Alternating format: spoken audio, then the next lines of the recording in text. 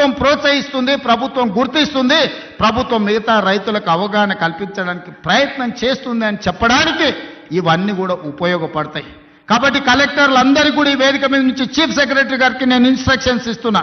కలెక్టర్లందరినీ కూడా మీరు collectors conference తీసుకొని సోలార్ పంపు సెట్ల వల్ల ఉన్న ప్రయోజనం ఈరోజు రైతులకు వరే కాకుండా ఇతర లాభసాటి పంటలు ఏ విధంగా పండించాలి, భూమి యొక్క సారాన్ని చూసి ఏ భూమిలో ఏ పండ్ల తోటలు వస్తాయో, ఏ భూమిలో ఏ కూరగాయలు పండుతాయో, ఏ భూమిలో ఏ పంట అధిక దిగుబడి వస్తుందో, అది మొక్కజొన్న వస్తుందా, లేకపోతే పత్తి వస్తుందా, మిర్చి వస్తుందా, లేకపోతే కందులు వస్తాయా. మా కొడంగల్ తాండూరు ప్రాంతంలో మేము కందులు పండిస్తాం.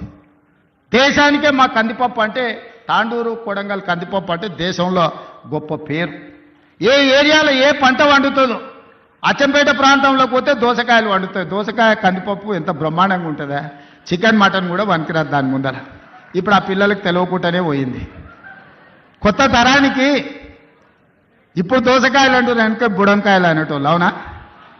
కందిపప్పులా వేసి చేస్తే మన అమ్మనో నాయనమ్మనో వండితే మటన్ చికెన్ కంటే టేస్టీగా ఉండేది. జొన్న రొట్టెతోని కందిపప్పు బుడంకాయలతో తింటే ఎంత మజా ఉండేది. ఇవాళ ఆ రుచులే పోయినాయి.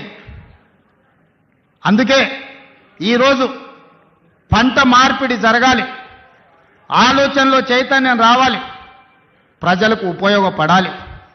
మనము పోయి ఎక్కడెక్కడనో పోయి ఏదో కొత్త రకాల వంటలు, కొత్త రకాల డైట్ అని తీసుకొస్తున్నారు కొత్త కొత్తవి. ఎందుకంటే మన పెద్దోళ్ళు మనకి ఇచ్చిపోయారు. జొన్న రొట్టె తినండి, మీ బట్టలు మీరు ఉతుక్కోండి, 6 ప్యాక్ ఉంటుందో లేదో మీకు తెలుస్తుంది. మీ బట్టలు మీరు ఉతుక్కొని జొన్న రొట్టె తింటే మీరు ఏ జిమ్ములకి వెళ్ళి కండలు పెంచాల్సిన పని లేదు. ఆటోమేటిక్గా మీరు 6 ప్యాక్ తయారవుతారు. అవేవి చేయకుంటుండి జిమ్ములలో పోయి స్టెరాయిడ్స్ వారి ఆరోగ్యాన్ని పాడు చేసుకుంటారు. అందుకే ఈరోజు మా రైతులను ఇన్ని లక్షలాది మందిని వేదిక మీద నుంచి, వ్యవసాయ యూనివర్సిటీ నుంచి లక్షలాది మంది రైతులను ఉద్దేశించి ప్రసంగించడమే కాదు, వాళ్ళకి వేలాది కోట్ల రూపాయలు బదిలీ చేయడం ఇదొక మర్చిపోని జ్ఞాపకం. మీ అందరికీ ఈ ప్రభుత్వం అండగా నిలబడుతుంది. రాబోయే